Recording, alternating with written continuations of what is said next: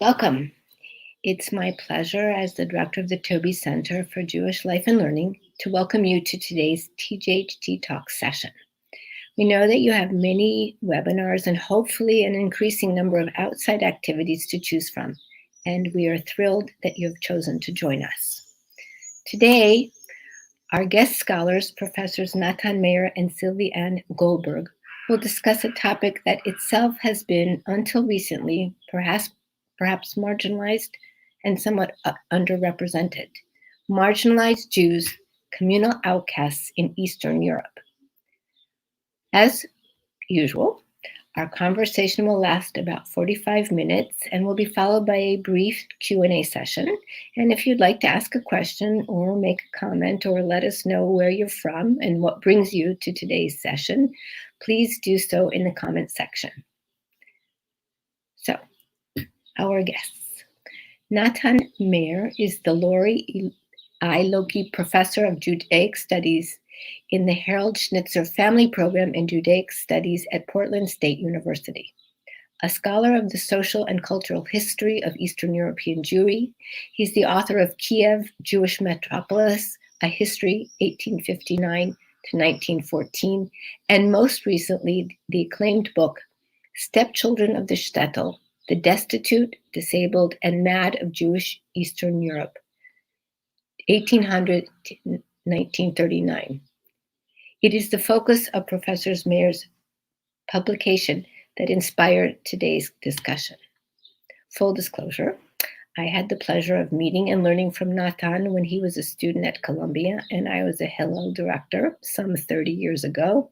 Natan, it is my honor to be part of our kleine Welt, this small world we share, and that you've joined us this evening. Sylvie Ann Goldberg is the professor and head of Jewish Studies at the School for Advanced Studies in the Social Sciences in Paris. She's a prolific author. Her forthcoming book, Yosef Chaim Yerushalmi, Transmitting Jewish History in Conversation with Sylvie Ann Goldberg, has been published in English and will come out in the fall from Brandeis University Press. Sylvie, Natan, we are honored to have you both with us. And Natan, the mic is yours. Thank you, Halise. Thanks for that lovely introduction. It is amazing that we've known each other for quite that long. And I'm really delighted to be here today. And thank you, Sylvie, for joining me for this discussion.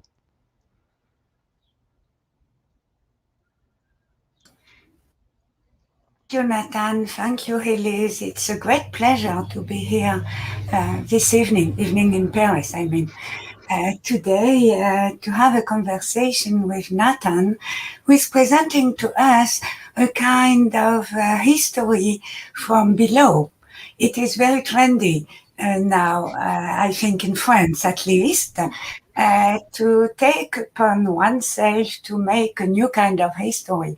Once upon a time, the new history was what to be called the history of ideas, of mentalities. But now we are looking to history from a completely new vista. And I think the book that Natan provided to us is a very good example of what we can do to renew our house about history.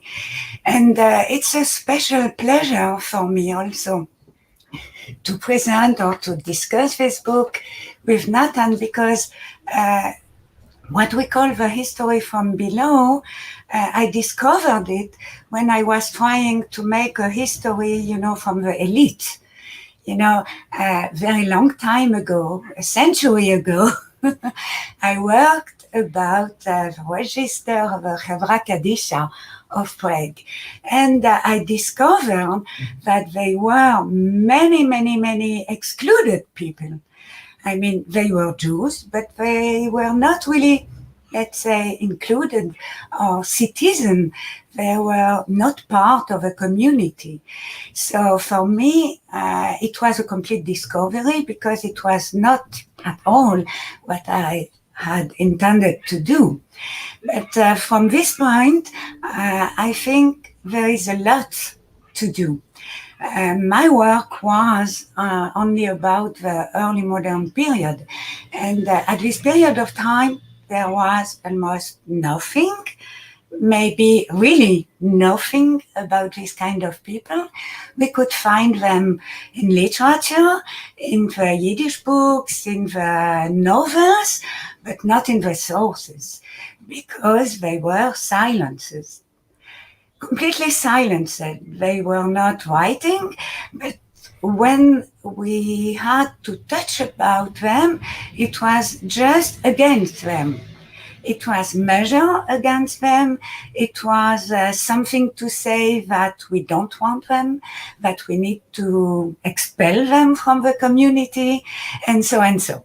So since the last century, many works have dealt with this kind of strange people, which were, we have to say, the most part of the communities, because the elite of the Jewish communities was, to say it rightly, I think, just a teeny minority.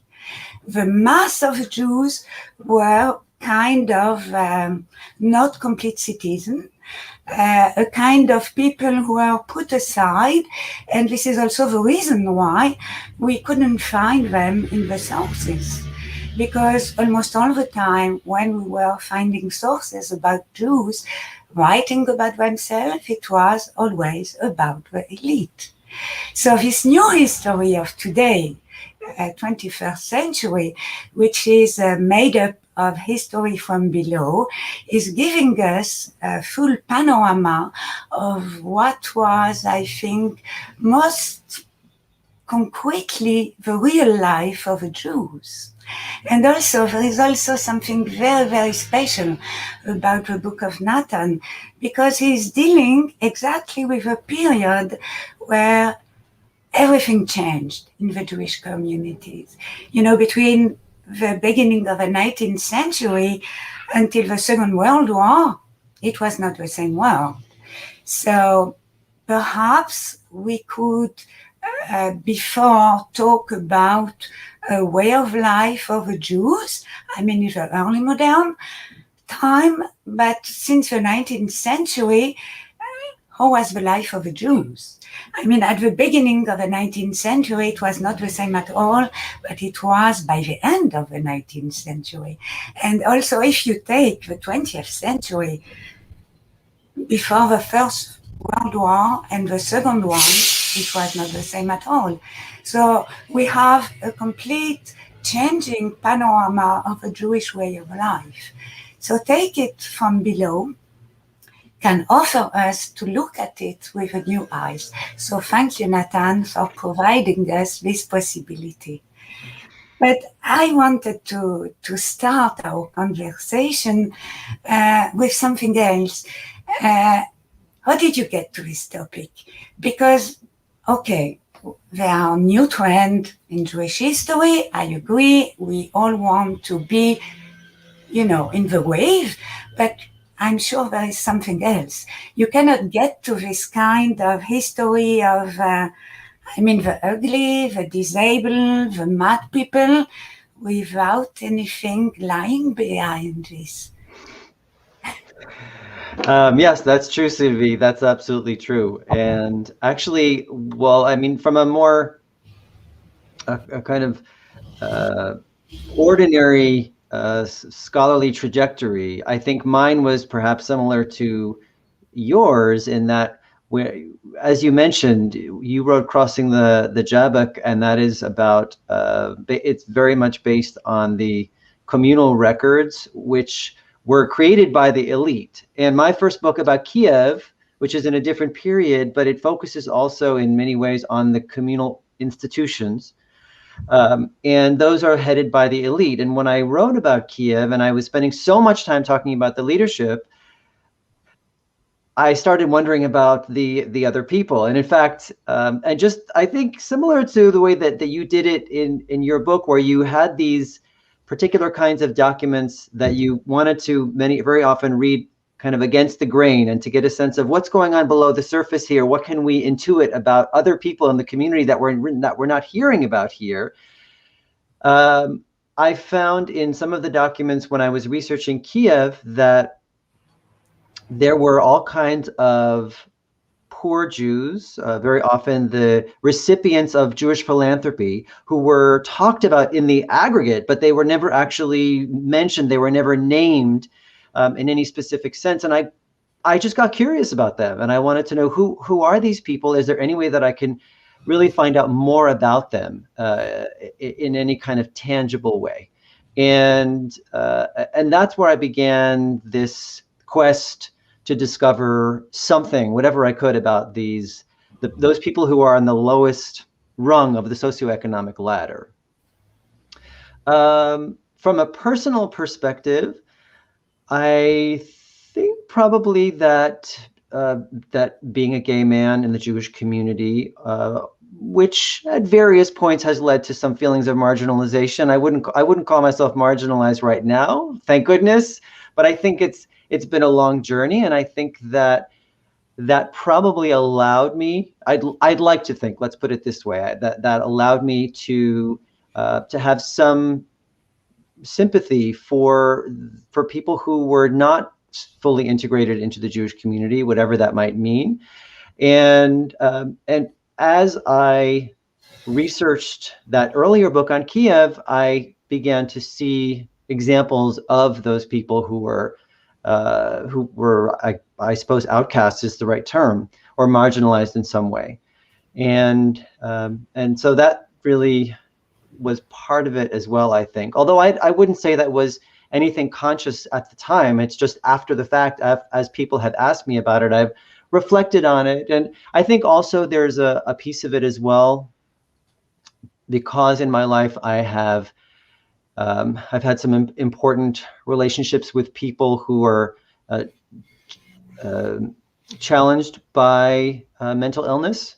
And I think that too was very important for me in trying to deal with that topic as sensitively as I possibly could.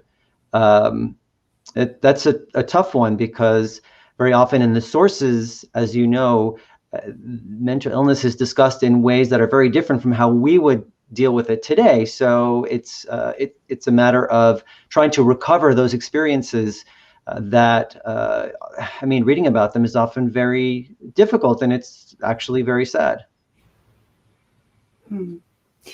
And how would you categorize, the marginalized people? Are they the poor? Are they the sick people? How do you put them in only one category, all that mass of people? Yeah, exactly. So that was one of the major tasks that faced me at the beginning of this project.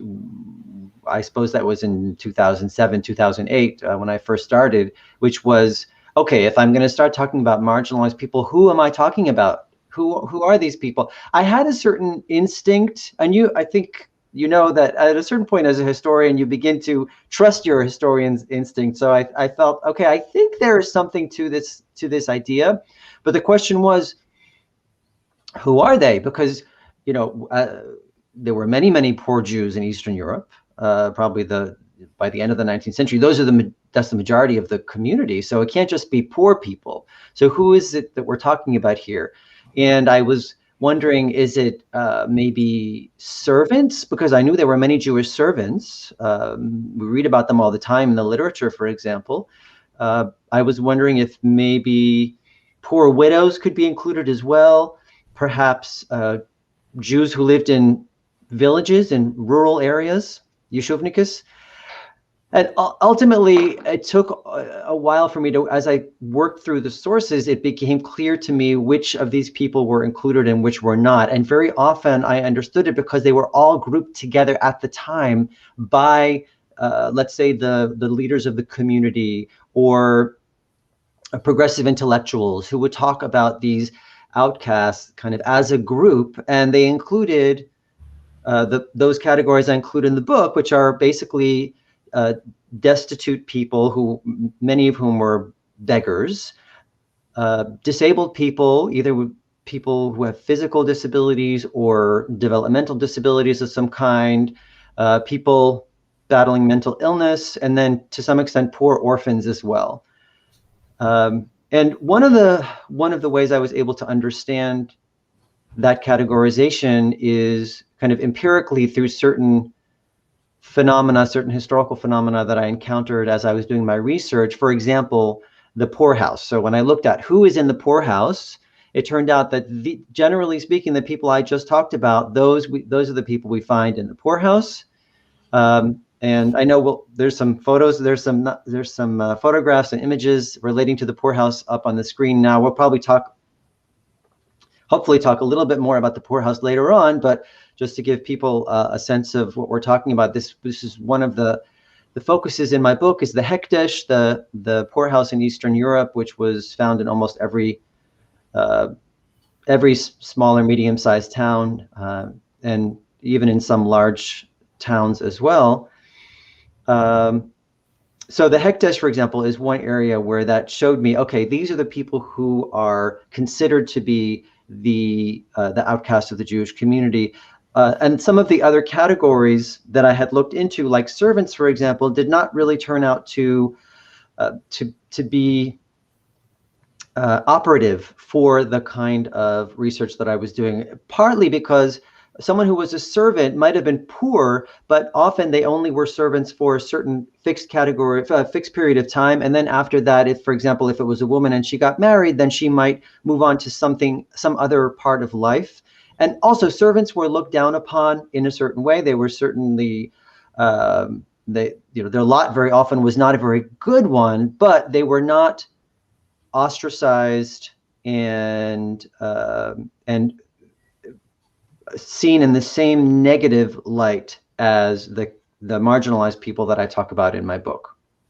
So if I understand it, you'll tell me, the marginalized people are the people who are not well looking from inside the community, put aside? Very often, yes. What I discovered in this particular period that I'm looking at, in the modern periods of the 19th century, they are increasingly ostracized, and when it's possible, they're kind of pushed out of the community. So, for example, that poorhouse, the hekdesh, is almost a repository for people who have no other place to be in the Jewish community.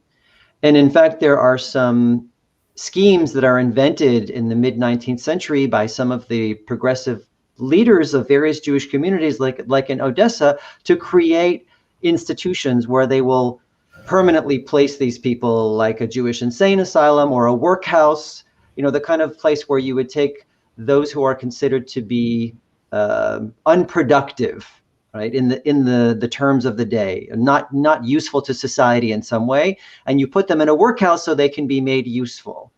And that kind of idea would almost never have come up in previous centuries, because it was more or less generally understood that the categories of people we're talking about today were, you might not look upon them very kindly, but they were part of the Jewish community. You had to take care of them. They were the charitable institutions of the Jewish community took care of them in some way or another. It's true, of course, that there were communities where beggars arrived and they were only allowed to stay for 3 days, and then they were sent on to the next place. But still, there was a kind of, there was a setup for them there. They even often stayed in people's homes. Beggars were housed often in people's homes in the pre-modern period. But starting in the 19th century, we start to see more and more, for example, that the communal institutions say, you may not house a beggar, you may not allow a beggar to lodge in your house. It's forbidden. The beggar has to stay in the poorhouse. So that to me suggests a kind of institutional divide where the Jewish leadership is trying to set these people apart in a certain way. And there's a lot of complicated factors that enter into that, but that's the part of that larger trajectory that I'm tracing over the course of the 19th century, which is the increasing segregation and ostracization of these marginal figures. Mm-hmm. That's very interesting, because before that, in the pre-modern period, the Hekdesh was much more designed for foreign people than for local. The insider poor were taken care of by the community itself. So the Hekdesh was specially made for the foreign people, the outsider, but completely outsider. So you saw a change. A complete change with That's exactly right. Yeah, that as you say, the Hekdesh was very often for outsiders who came to the community, and they stayed for some usually short period of time and then moved on. And in the 19th century, you begin to see the Hekdesh being more and more. It is true that it can still house the itinerant beggars who are kind of wandering around the Pale of Settlement from one place to another, but you also hear about it being a home for people who actually live in the community. They are a part of that community, and there is no other place for them. Very often, for example, they might be, let's say, chronically ill. If there's no family members to care for them, then they're placed in the Hekdesh. Or maybe it's a poor orphan. There's no one to care for them. They're placed in the Hekdesh. So it is kind of like almost a warehouse for those people who, for whatever reason, people are not willing to take in or care for, or they may have no one to care for them because of the growing impoverishment of Jews in the 19th century. Sometimes families simply could not afford to take care of someone, maybe a mentally ill family member, for example. That's another possibility. Mm-hmm. Was there any difference between the small shtetl and the big towns for the Hekdesh, I mean? Well, the Hekdesh existed in almost every Jewish community except for the very big cities. And so it's the big cities and that's where Jews begin to migrate. In the 19th century, we have hundreds of thousands of Jews coming to those big cities like Odessa and Kiev and Warsaw, and there is essentially no Hekdesh in those cities, because the Hekdesh is an institution which is it grew up in the circumstances of the shtetl, where you have a relatively small Jewish community, relatively small population. Of course, shtetls varied from being small towns to very large towns, and sometimes a Hekdesh. In some places, the Hekdesh was actually the same as the Jewish hospital. So there's a little bit of complication or confusion with the terminology, because if a Jewish hospital was called a Hekdesh, then you have to figure out, is this really a poorhouse or is this something else? But essentially, the Hekdesh itself was, as far as my research shows, similar across, whether you're talking about a small shtetl, it might be just a shack, or a large town where it would be several rooms. But in the big cities, as I mentioned, there really wasn't any such thing. And that's why we hear in the sources that describe those big cities in the 1880s, 1890s, that we have thousands of poor Jews, some of them mentally ill, some of them beggars, who are wandering, who are roaming the streets. They have no place to be. The Jewish charitable institutions don't have enough resources to take them in. And it's a crisis. If you read on the pages of the Hebrew press or the Yiddish press, they're really describing a crisis. And so the Hekdesh itself in the shtetl actually begins to undergo a transition in some places around that time, because you have various Jewish progressives, modernizers, especially women, who are saying we need to transform the Hekdesh into something that will be a real charitable institution that will really assist people and lift them up out of poverty, and not just put them somewhere where we don't have to see them. So that there is a gradual change in many towns in that late 19th century, early 20th century period, which is really interesting to follow. But the cities themselves remain, I would say, places of crisis. Mm-hmm. Good. Yes. This is very interesting also, because there is also a change in the terminology. The Hekdesh remains somewhere I mean, in the literature of the 20th century, kind of mythological place. You know, in the Jewish literature, it's a kind of symbol of what it was once. So it's kind of interesting also to put it in relation with a new institution of a Jewish hospital, because this is completely new. A Jewish hospital, you know, during the 19th century. So it just started in the 19th century, and it is also expressing the complete change within the community itself. I mean, what we call that tzedakah, charity, changed completely, and you are using the word philanthropy, for example.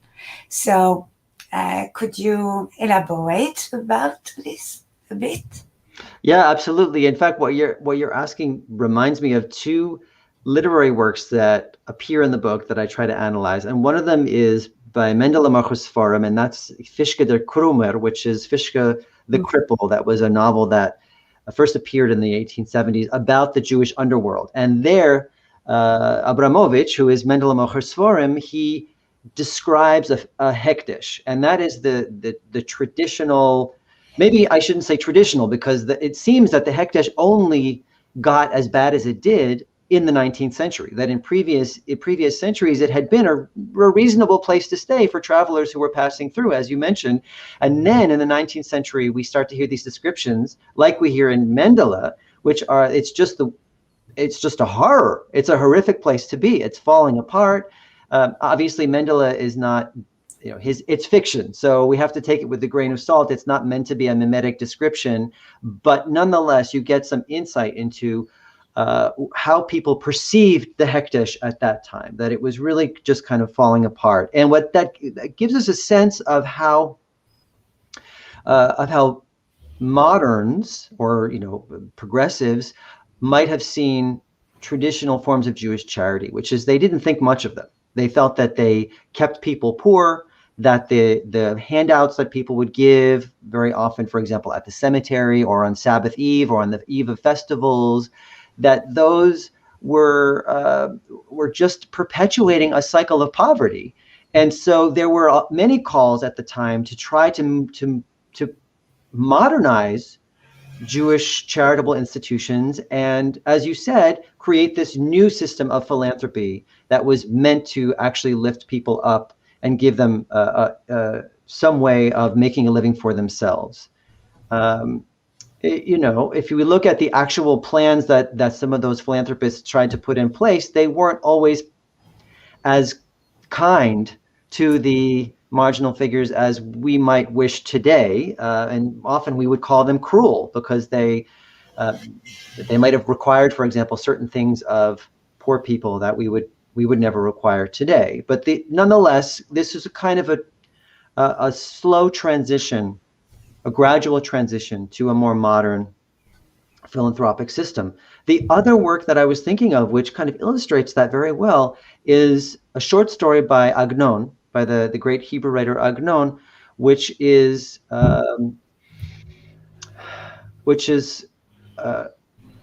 Ovadia Ba'al Mum. So it's Ovadia, again, another cripple. We had Fischke the cripple, and now we have Ovadia the cripple. But in this case, Ovadia, when at some point in the story, he hurts himself and he goes into a Jewish hospital, not into a hekdesh. He goes into a hospital. And the way he's lifted up by the doctors and the nurses, and the beautiful way that he's treated, is, I think, Agnon's way of saying there is another way to treat the outcasts of the community. And it's not without its problems, but in the end, this is obviously a much better way for us to treat our marginals, who in the end, of course, because they're part of us, part of the Jewish community, the way we treat them is ultimately going to highlight how we understand ourselves as a people. And so I think that those two works of literature, at least that's what I try to do in the book, right? Is I try to show how these artists were highlighting different ways the Jewish community can function. One of them is actually dysfunctional because it puts the poor people in this horrible place. The other one is highlighting how there may be a more positive, a more progressive way for us to treat our outcasts, and that will help the entire community become something greater than what it is now. Mm-hmm. But there is also something else which changed completely. It is the notion of a necessity to have the poor, you know, to be able to do chesed shel emet, you know, to provide charity. We needed the poor. But I think that during the period you studied, we don't need them anymore. I mean, as a Jewish community, you don't want to see them too much because poverty completely changed the notion itself of poverty. Also, I think for the people of today, we don't understand exactly what could have been the poverty in Poland, even unless the Second World War. I mean, poverty was the common state of everyone, except some particular people. But you could never imagine, I mean, anywhere, even in the state or in the big towns, a way of life like we have. It was always a problem to think about how to have a full meal for this festival, for example, or to have coats or shoes for the children. It was a daily matter. So poverty was normal, let's say. So how could you make a difference between the real poor and the normal poverty? Yeah, that's a great question, actually, and I think it goes precisely to one of the main points that I'm trying to make in the book, which is that, as you said at the outset of your question, the Jewish community always needed the poor in its essence, because I mean, who else? If you wanted to do tzedakah, which is a commandment, it's a mitzvah, then you have to have someone poor to help, and unfortunately they were always around, right? In the modern period, when you have so many poor people, as you're saying, it's almost as if all of Polish and Russian Jewry is poor. You need the poorest of the poor, because the ordinary poor person can then look at that outcast and say, but I'm not that person. I'm not the beggar. I'm not the disabled person, right? I may not know where my Shabbos meal is coming from this Sabbath, but at least I can call myself in some ways independent. And that one of the ways that I try to define really these marginalized folks is that, number one, they were dependent on the community itself for their survival.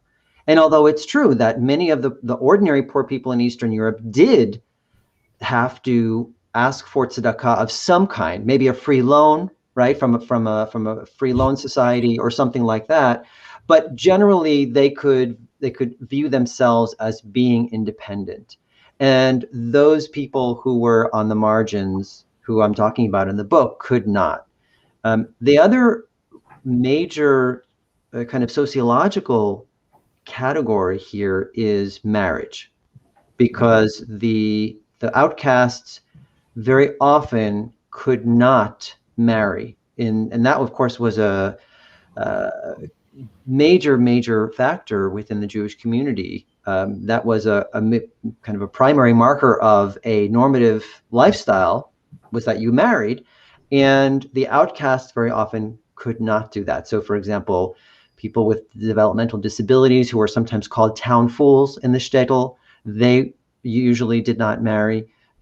We have very often sources about beggars that describe them going from town to town, but alone, right? Alone or in these very large groups, but they were not married. So those kinds of sociological markers set these people apart from ordinary poor people.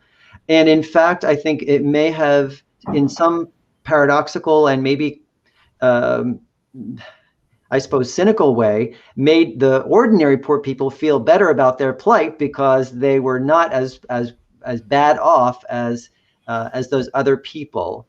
And then there's a related idea that I explore in the book, which is that the outcasts of the Jewish community could serve as a kind of a target that ordinary Jews could project the kinds of anti-Semitic stereotypes that they heard from the surrounding Christian Slavic society. So they could serve as a kind of a repository. This is actually the way one of my colleagues restated this idea back to me, and I said, yes, you got it. This is it. Like a repository for self-loathing that arises from doubts that are planted by anti-Semitism. So this idea, for example, that all Jews are parasites, which was an anti-Semitic idea that was pretty common in the 19th century, that Jews don't do their own work, that they live off of other people's work, that they're idlers. And if you look in the Jewish community, what they're saying about beggars is those people are idlers. They live off of other people's work. So it's the exact same phrases. It's just that they're now placing them on this other group within the community. And that's why I think it's probably true. I haven't done this research, but I'm sure it's true for every minority, that every minority that is in some ways despised by the larger community, by the larger society, ends up having its own set of outcasts that it can displace some of that self-hatred onto. Mm-hmm. Yeah, I can define myself to see what are the others. Yeah, and I'm not that. Yeah, exactly, right. Okay, I think it would be very interesting for the audience to understand, how did you get your sources? What kind of journey was it? Because it's a huge material you got. Yeah, the sources, that was one of the challenges and also one of the joys, I would say, of this project, because the challenge was I wasn't sure where I was going to actually find the voices of these outcasts. Could I actually find them anywhere? Because as you mentioned in the outset at your introduction, mostly we hear silence when we're looking for the voices of those who are at the bottom of the social ladder. And to be honest with you, in the end, I don't think I actually ever found their voices. The closest I got was some sources where we hear one of their close relatives, like a mother or a sibling, describing in some document what their relative is suffering and how they're living. But we never really hear it from those people themselves. But what I ended up having to do was to try to scour as many different kinds of sources as I could from the wide array of genres that we have in East European Jewish history, which means the press in various languages, like Hebrew, Yiddish, Russian, Polish newspapers, and various kinds of archival documents, memoirs, Yizkor books, which are the memorial books that were put together after the Holocaust to memorialize the destroyed communities. And then ultimately I ended up using literature much more than I ever did before in my own work, because at a certain point I felt like I'm not really going to get a sense from the standard historical sources of what the perceptions of these people was like.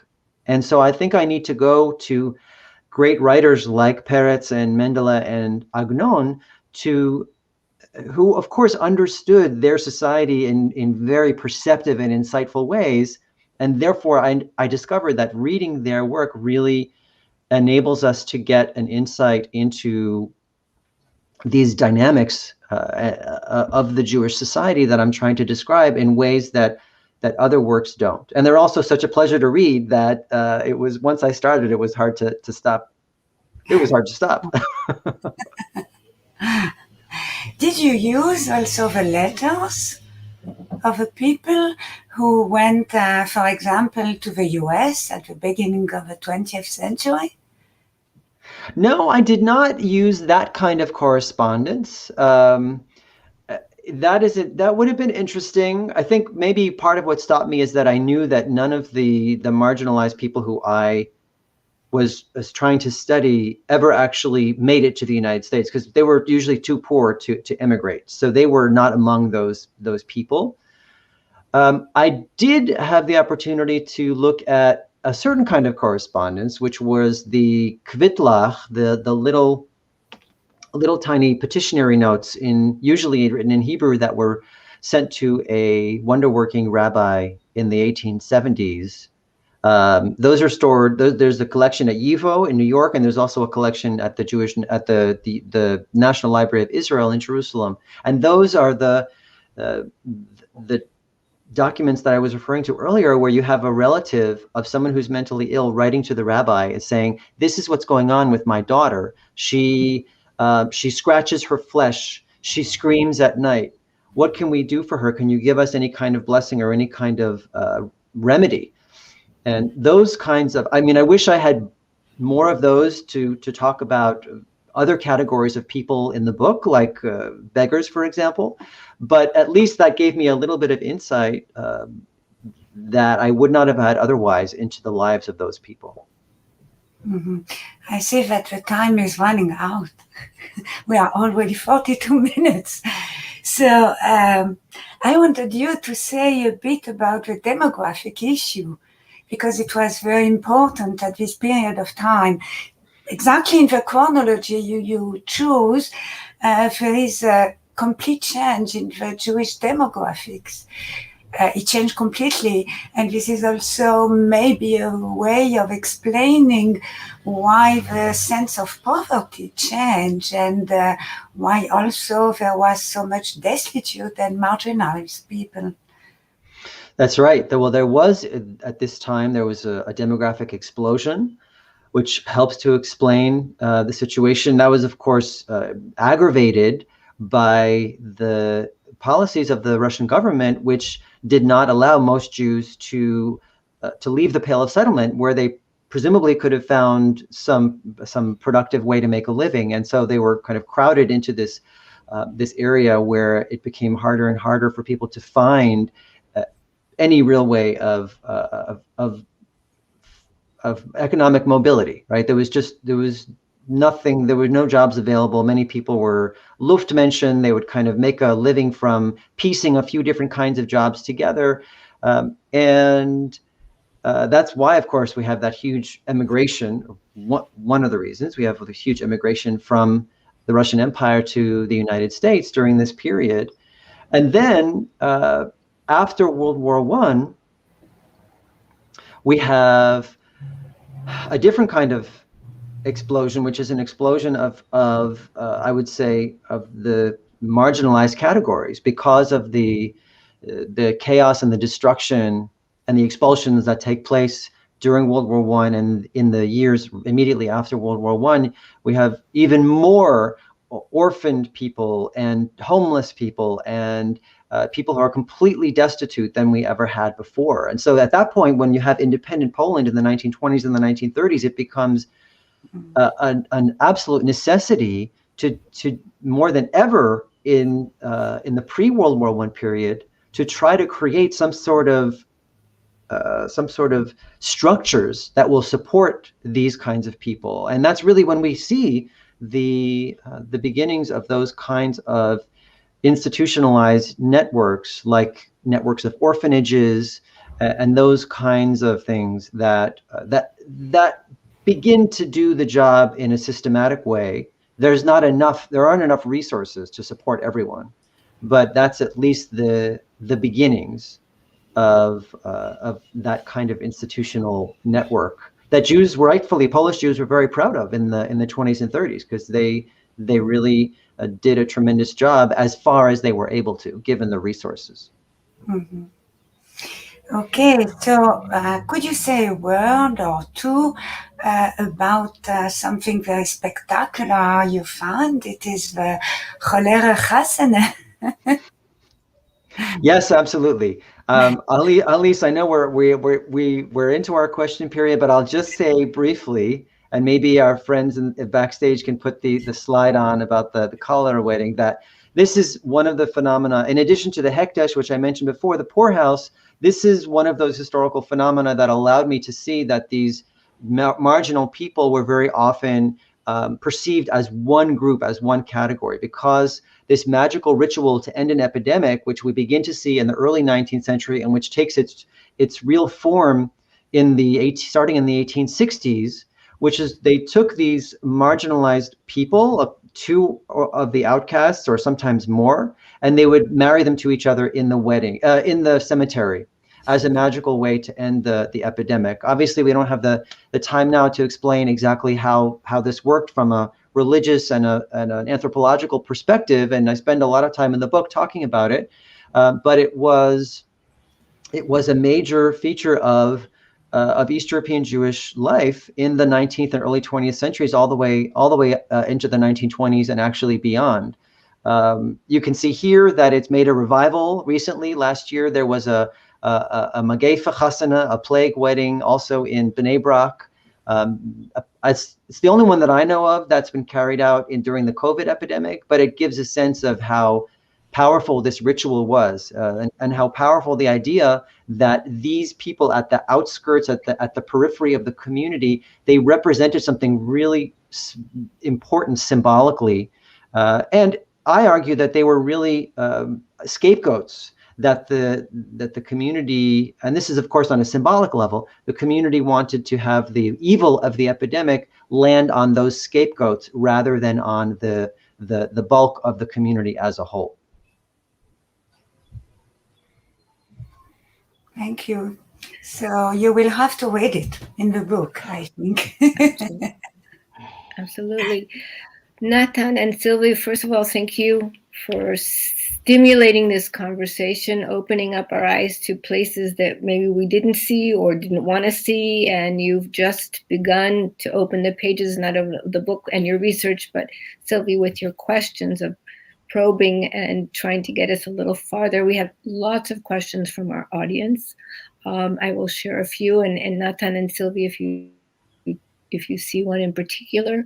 One of the first questions is, could you talk a little bit more about how the Hekdesh was run? Did it employ anyone to look after people? How did they get food or medical care? How did it function?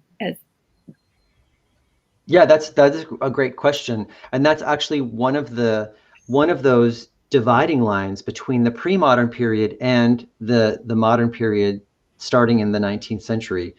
Apparently, earlier the Hekdesh had always been a community institution. It was funded by the Kehillah, by the official Jewish community, and sometimes it was run by a particular entity, sometimes by the Chevra Kadisha, which is the burial society, which Sylvie referred to earlier, and sometimes by the Bikur Cholim Society, by the Visiting the Sick Society. But it seems that at some point in the 19th century, and this is a complicated story that I try to figure out in the book, it lost much of its communal funding. So that meant that in many shtetls, for example, you had volunteers. They were called gabatis. They were usually women, elderly women, who would go from house to house asking for resources, either for money or for in-kind donations, to keep up the Hekdesh, to provide some candles, to provide some food. And it seems that very often the running of the Hekdesh in the 19th and early 20th century was pretty corrupt. There was often an overseer who was generally known. You would hear these kind of scandals in the press that they requested certain kinds of donations from relatives of people who were in the Hekdesh. Otherwise, they would throw them out. They were skimping on important necessities for the Hekdesh itself, from medical supplies, for example, and so generally you get the sense that it was kind of, as they would say in Yiddish, hefker, which means that nobody really was there to take care of it, and that it was ultimately kind of nobody's business, nobody's care how the Hekdesh was run and how it functioned. Now, that was not true for every single town, but it seems to have been a pattern. Seems every question will stimulate yet another conversation. Ellen Kelman asks, please comment on the system of giving itinerants prutot, or script that they could use to purchase food and other necessities in the shtetl. How did this system come about? Right. Well, that originated in the early modern period, in actually further west in Europe. So that in the Germanic lands, we hear about what was called the Plätten system. Plätten is a Yiddish word that's based on billet or billet.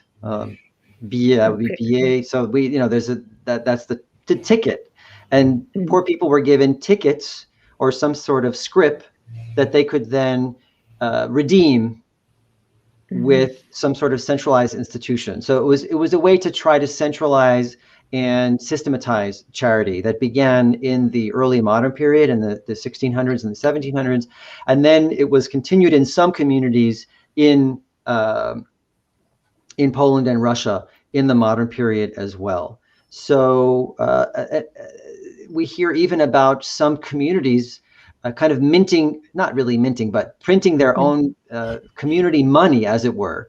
And the poor people, beggars, would get a certain chit, and each one of those was worth 1/16 or 1/32 of a kopeck.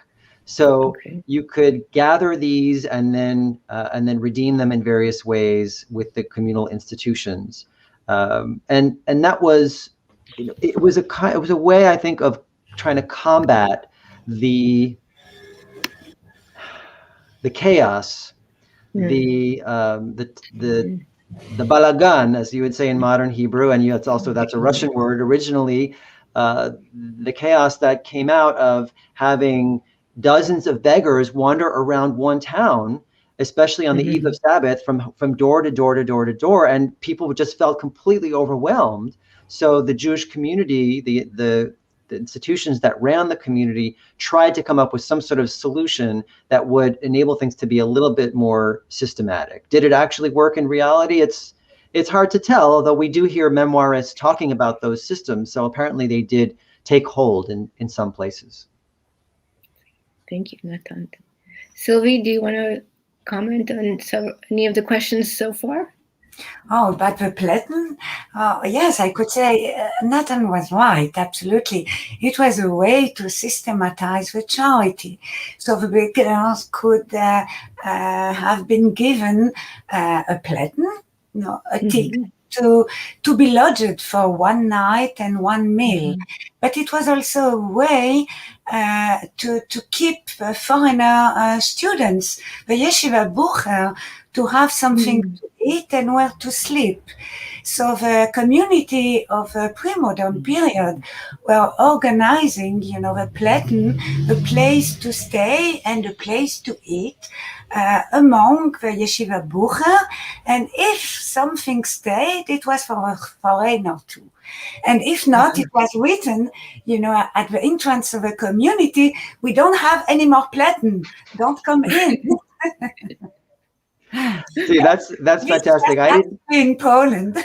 I didn't know about that aspect of it that relates to the yeshiva bacher. So I'm glad you mentioned that, Sylvie. This is absolutely fascinating and also so thought-provoking in terms of the flow from the Hekdesh actually being a functional place to being a dysfunctional place, and then after World War I, the need for real institutions. We understand to take over all of trying to help all of the issues that of people who were in a sense marginalized or separated from the community. Another question we have from Jody Myers is, you did not mention prostitutes. Were prostitutes in this population, or did they have funds to avoid living in the Hekdesh? Wow, that's a fantastic question. Yeah, I think when on the outside of my work, that was one of the categories that I was wondering about. And in fact, the larger question of the Jewish underworld and the criminal underworld, not to essentialize sex work in that way, but at that time, in history, it was seen usually as criminal work or part of the criminal world. And I decided in the end, thought about this a lot, and I decided in the end that those were two separate categories. They're two separate kind of worlds. The world of and I saw them along a vertical and horizontal axes. So the criminal underworld functions kind of on the outskirts of the community. But it functions in a particular way. In other words, it's self-sufficient. People get married. They have lives. They have occupations. They're not supported by the institutions of the community itself, and they're certainly not supported by tzedakah, by charity. And so that's why, for example, prostitutes, they didn't end up in the hekdesh because they may have been poor. They certainly may have been struggling to get by, but they often were able to make a living in that particular line of work. And as we know, right, in many cases, why else would women have gone into that if they didn't think that was a place where they had an opportunity to at least get by, day after day? And so, no, generally you don't see a lot of overlap between the criminal world and the world of the outcasts, except for in the realm of beggars, because often people would accuse beggars, and sometimes rightfully they would justifiably they would accuse them of being petty thieves, which sometimes they were, right? But if you were a real part of kind of a pillar of the underworld, as there were many Jews who were pillars of the underworld in places like Warsaw and other big cities, then you didn't have to worry about where your next meal was coming from, because you did fine. So before we conclude, Sylvie, would you like to add a few closing comments, and then we'll finish with Nathan? Yes, I would be happy to ask a last question to Nathan. Oh. Yes, in the literature and also in the painting, in the Jewish art, what we find as a reminder of a shtetl, this once upon a time, is exactly the subject of your book. So all this nostalgia about the Jewish world, which was once and disappeared completely, if you are looking in the art and partly also in the literature, is essentially made on the poor, on the beggars, on everything you dealt with. How can you explain this? And I think this could be also a good way to conclude our conversation. Yeah, that's true, actually, because I think it allows me to just mention briefly one aspect of the book, which I don't think I did talk about, and that's a very important one, which is the idea of this outcast as actually a symbol for Eastern European Jewry as a whole, which is essentially what they became, especially in the 1920s and the 1930s, and then to some degree even after the Holocaust. If you look, for example, at Isaac Bashevis Singer, very often his works will focus on these kinds of people who, Gimple the Fool, for example, lives in the Hekdesh. That's where he's telling his story from. And what the art does is it focuses on that marginal individual as representing the suffering, the impoverished, the crippled Jewish community of Eastern Europe as a whole. Now, obviously, that's a complicated and a problematic kind of substitution to make, but it was definitely one that was operative. As you say, Sylvie, if you look at some of the great works of art, the great works of literature during this period, you'll find the beggar and the outcast. And my argument is that, in effect, they're kind of standing in for Eastern European Jewry as a whole in some very, very suggestive ways. And that there's a larger question there that's, I think, relevant to the Jewish community today, which is how is the Jewish poor treated? How are they represented to the larger community? And in a larger sense, how are the outcasts, our outcasts today, whoever they may be, how are they understood by the community as a whole, and what's the relationship there? Nathan, Sylvie, thank you both so much. you leave us with much to think about, especially today and in the contemporary world that we live in, and you leave us with much to learn. Thank you for joining us. Thank you all in the audience for joining us, and a special thanks as well to our TJHT Talks team, Jakub Wiszak and Kaya Cishak. So before we conclude, we invite you to join us again. We invite you to subscribe to our YouTube channel. The TJHT Talk series is supported solely by contributions from our listening audience and our viewing audience. We thank each of you who have already contributed and invite those who would like to consider supporting this program by making a one-time or recurring tax-deductible donation. We'll leave information on the screen, but also in our follow-up newsletter. And if you'd like to share the links that we will continue to send out as the program continues, please do share them far and wide. We hope that you will join us and encourage others to as well. And we look forward to seeing you on Tuesday, June 15th. And in the meantime, thank you again for joining us this evening or this morning or this afternoon, wherever you happen to be. Please stay safe and well. Dobranoc from Warsaw. Laila Tov. Good night. Bonsoir. Thank you.